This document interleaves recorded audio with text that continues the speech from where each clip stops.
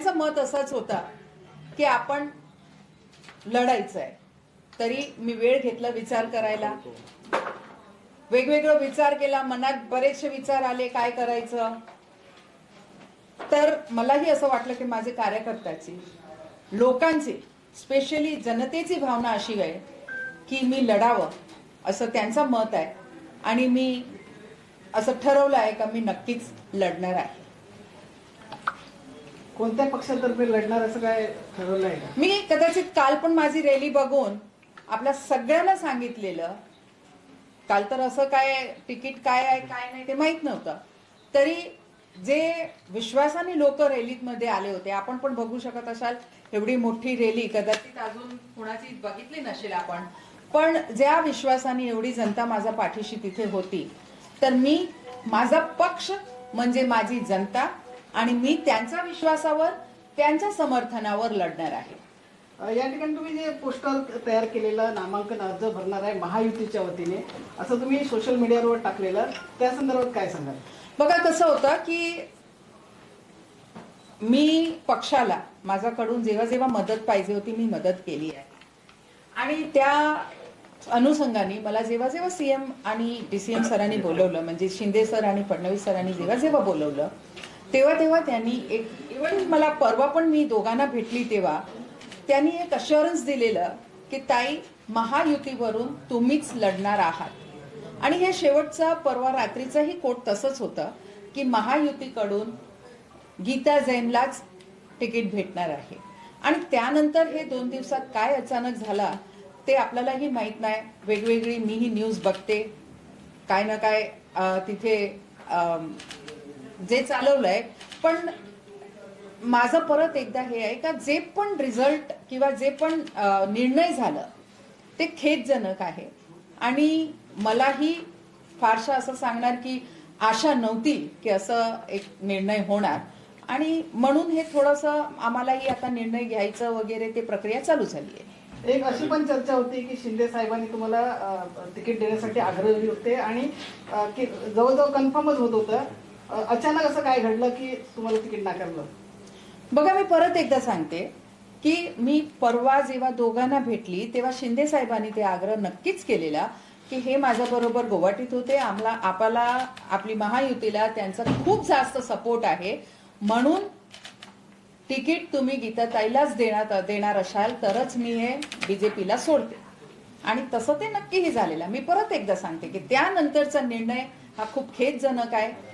तर मॅडम तुम्ही या निर्णयानंतर महायुतीसोबत राहणार की काय वेगळा मार्ग देणार? बघा आता अपक्ष, मी आता अपक्षच लढणार आहे. हे निवडणूक बद्दल बोलत नाही, तुम्ही अपक्ष लढता ठीक आहे. बघा काय रिझल्ट आहे आता, हा खूप अर्ली आहे हे सांगायला. रिझल्ट काय आहे, काय परिस्थिती आहे त्याप्रमाणे आम्ही निर्णय घेणार. आता लगेचच हे निर्णय आपण सांगू शकत नाही. सध्या नाराजी कोणावरती, देवेंद्र फडणवीसवरती की एकनाथ शिंदेवरती? बघा नाराजगी कुणावरच नसते, कशाला नाराजगी असावी. त्यांना काय त्यांचं मजबुरी होती का त्यांनी हे निर्णय घेतलं. जोपर्यंत खरं कारण म्हणजे आज सकाळीही देवेंद्र फडणवीस साहेबांचा फोन होता, त्यांनी सांगितलं माझं काहीतरी अशी मजबुरी होती, मी तिकीट तिथे दिली. आणि फोनवर बोलले ते. म्हटलं ठीक आहे तुमची मजबुरी होती, मला काहीच त्याबद्दल सांगणं नाहीये. मी हे जरूर जाणायचा प्रयत्न केलं की मजबुरी काय होती, पण ते त्यांनी सांगितलं नाही. त्यांनी तुम्हाला काय सांगितलं? पुढे लढाई बाहेर गेल्या सगळ्या विनंती केली. तुमच्यावर दबाव आलाय का? उमेदवारी मागे घेण्याबद्दल दोघांकडून म्हणजे शिंदे गट आणि भाजप यांच्याकडून तुमच्यावर दबाव आहे का? माझ्यावर कसं दबाव होणार? मी पहिले पण अपक्ष लढली आणि जेव्हा त्यांनी हे निर्णय घेतला तेव्हा त्यांनाही माहीत असेल का माझा निर्णय काय असेल, त्यांनाही कल्पना असेल, म्हणून असं काही दबाव नाहीच आहे. जसं श्रीनिवास वनगा विद्यमान आमदार यांची फसवणूक झाल्याचं त्यांनी सांगितलंय, तशाच प्रकारे तुमचीही फसवणूक झाली आहे का?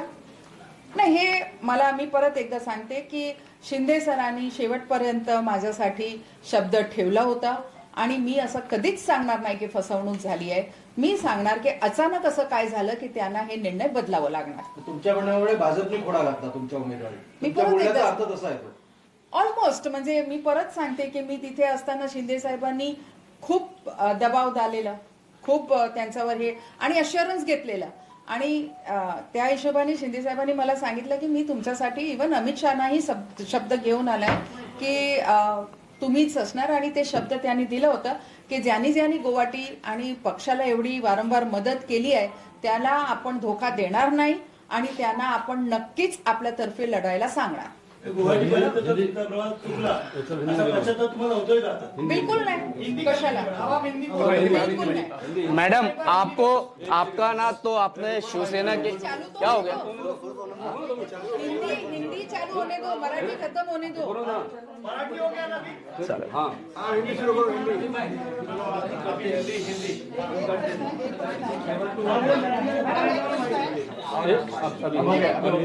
ईमानदारी का परिचय दिया लोगों ने. नमक माझ्या बरोबर अश्विन कासोदरिया, नैना वसानी असे जे माझी नगरसेविका होते, काही पदाधिकारी, प्रतिभा पाटील, काही पदाधिकारीही होते, त्या सगळ्यांनी आज राजीनामा दिलाय. कुठलंही दबाव तंत्र नाही आहे त्यात. त्यांना फक्त खुलून काम करायचं आहे त्या म्हणून त्यांनी ते राजीनामा दिलेला आहे. कुणीही ते दबाव तंत्राचा अर्थ काढू नये. किती नगरसेवक आणि किती पदाधिकारी आहेत राजीनामा? बघा अजून देत चालले, जेव्हा माहित पडणार. तुम्हाला काय समर्थन मिळेल? माहित नाही, मी त्यांच्याशी अजून बोलली नाही. चलो हिंदी में भाई शांति. समजा तुम्ही निवडून आले तर कोणाला मदत करा? यार हो गया ना भाई, क्या कितनी बात है अभी तो पूछा ना भाई बस डिबेट में बात करना है मैडम. ए भाई पूछा मी पहिला प्रश्न आले आले तुम्हा सगळ्यांना विचारला, तुम्ही सांगितलं हो आम्हालाही निर्णय बरोबर लागला नाही, काय करणार? नहीं सबने नहीं कहा मैंने कहा था, बोलेंगे. मैडम हिंदी में चालू करिए. आप लोगों ने ऐसा कहा क्या? देखिए आप सभी को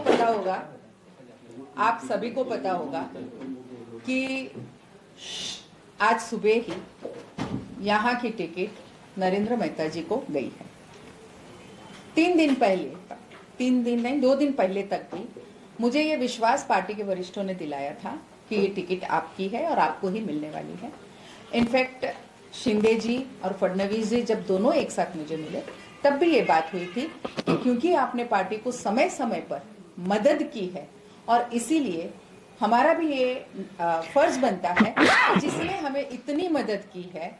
इवन गुवाहाटी तक मैं पार्टी को सपोर्ट करने गई थी और आप सभी को पता है, और देवेंद्र जी ने भी खुलेआम बोला है कि ये मेरे कहने पे वहां गुवाहाटी गई थी. तो इतना सब मदद करने के बाद कहीं ना कहीं ये एक बहुत खेदजनक निर्णय हुआ है कि ये टिकट मेहता जी को देके, यानी मुझे ना देके, वायदा होने के बावजूद मुझे ना देके वो मेहता जी को दी है. लेकिन शायद ये किस वजह से दी गई है ये मुझे नहीं मालूम. आज सुबह भी फडणवीस जी ने मुझे फोन करके कहा कि कोई मजबूरी थी. मैंने भी उनसे पूछा कि अलग अलग खबरें जो हमारे सोशल मीडिया पे आ रही है तो मुझे आप मजबूरी बता दीजिए ताकि मैं भी लोगों को कह सकूं कि ऐसी क्या मजबूरी थी. पर उन्होंने वो कहा नहीं कि क्या मजबूरी थी. बस उन्होंने इतना ही कहा कि मेरी मजबूरी आप समझ लीजिए और हमें ये निर्णय लेना पड़ा. लेकिन निर्णय बहुत खेदजनक है क्योंकि उन्होंने बार बार मुझसे ये अश्योरेंस किया था कि भाई आप ही लड़ने वाले हैं हमारी पार्टी की तरफ से. अब नियति वापस मुझे वहीं 5 साल पहले लाके जिस मोड़ पे खड़ा किया था, मैं चाहती हूँ कि ये नियति ही है कि फिर चाहती है कि एक बार और मीरा भाईंदर कोई नया इतिहास रखे. और वो बिल्कुल, मुझे हमारी जनता पे विश्वास है. आप देख रहे थे कल मेरी रैली निकली थी और कितनी बड़ी तादाद में सब लोग मुझे समर्थन अपना बताने आए थे. बड़ा हौसला मेरा कल भी बढ़ा.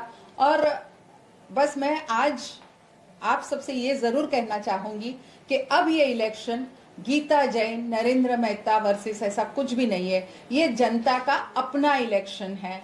अगर यहाँ की जनता बिल्डर से लेके रिक्शा वाले तक, गृहिणी से लेके हमारे कॉलेज जाने वाले बच्चों तक, उनको लगता है कि हमें सुरक्षित रहना है, उनको लगता है कि हमारे शहर को सुरक्षित रखना है, तो निर्णय भी उनको लेना है. मेरे गीता जैन के पक्ष में ये लड़ाई भी मेरी जनता को ही लड़नी है और वो अपने लिए लड़नी है. जनता को खुद ने अपनी लड़ाई अपने लिए लड़नी है. ये आज का मेरा विश्वास है कि जनता जरूर इसे अपना इलेक्शन समझ के लड़े। मैडम, आप ना तो शिवसेना की प्राथमिक सदस्यता ली थी, ना भाजपा के ली थी, लेकिन टिकट आपको दोनों तरफ से चाहिए था, जिसका भी मिल जाए, भाजपा मिल जाए, कि अगर आपको शिवसेना एकनाथ शिंदे का मिलता तो आपने भाजपा का बैनर लगाया। आपने शायद पूरी बात सुनी नहीं। मैं ये कह रही थी कि अगर आपको पता ना हो तो मैं अपक्ष आमदार 26 तारीख तक अपक्ष आमदार का जो है वो मैं हूं, तो न मैं किसी की सदस्यता उसके पहले ले सकती हूँ, न कोई कुछ कर सकती हूँ। हाँ, टिकट उन्होंने बुला के मुझे वायदा किया था कि आपकी मदद के हिसाब से बिल्कुल टिकट आपको मिलनी चाहिए। मैडम, क्या सवाल, क्या ऐसा हो गया कि आपने महायुति को समर्थन दिया, मजबूती तरीके से दिया, उन्होंने पूरे अभी लास्ट मोमेंट पे उन्होंने टिकट किसी और को दे दिया, आपको विश्वास में रखा था अब तक, ये क्या हो सकता है कि दूसरे को टिकट चला गया? देखिए, मैंने फिर कहा कि बहुत ही खेदजनक ये निर्णय हुआ है। एक बार और भी कही कि उन्होंने कहा कि ये मेरी मजबूरी थी। कुछ सोशल मीडिया में जो अलग अलग खबरें आ रही है, तो मुझे अगर ऐसा कुछ भी हुआ है, अगर ऐसा कुछ भी हुआ है, तो मैं आपसे कह सकती हूँ कि न मैं ऐसे कोई भी व्यवहार में विश्वास रखती हूँ, न मैं उसके लिए मैं लोगों को खुल के कहना चाहती हूँ कि मैं अपनी ईमानदारी के जोर पे लड़ रही हूँ। लोगों ने मेरी ईमानदारी पे विश्वास रखना चाहिए, और बिल्कुल भी जो भी अगर कोई लेन देन की भी बात हुई है तो मैं इसके बहुत खिलाफ हूँ, और मेरी तरफ से ये कभी नहीं होगा। क्या देवेंद्र फडणवीस ने आपके साथ वादा खिलाफी की है और पैसे के व्यवहार में ये टिकट दे रहे हैं? क्योंकि आपके कुछ समर्थक 250 करोड़ रुपए का आरोप लगा रहे हैं। देखिए, मैंने ये 3 दिन से नैरेटिव सोशल मीडिया पे चल रहा था, मुझे नहीं मालूम, ऐसी बातें अगर होती भी है तो बंद कमरों में होती है, किसी के सामने नहीं होती। कोई दावे के साथ नहीं कह सकता कि ऐसा ही हुआ है, लेकिन ये हमारे कार्यकर्ताओं की भावना थी, हमारे नहीं, बाकी के भी, दूसरे कार्यकर्ताओं की भी आप सोशल मीडिया देखें तो यही भावना उनकी रही है। लेकिन मैं फिर भी कहूंगी कि जो भी निर्णय हुआ वो बहुत खेदजनक निर्णय हुआ है। क्या आपके साथ वादा खिलाफी किया देवेंद्र फडणवीस ने? तीसरी बार ऐसा हो चुका है, आप उनके कहने पे बोल सकते हैं ऐसा ही हुआ। मैडम, चर्चा है शहर में कि गीता मेहता की लड़ाई चक्कर मुजफ्फरपुर जीत जाएंगे, तो इसमें आपकी जीत का रोड मैप क्या है? मैं नियति पे विश्वास रखती हूँ। मैंने फिर कहा कि मेरा इलेक्शन जनता लड़ रही है, अपना समझ के लड़ रही है।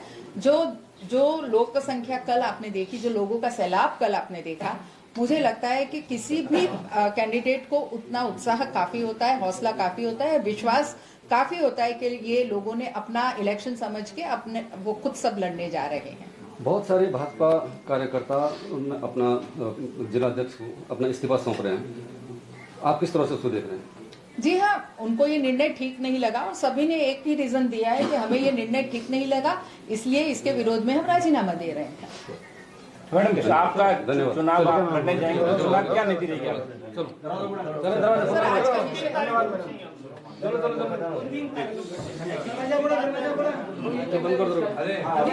दो।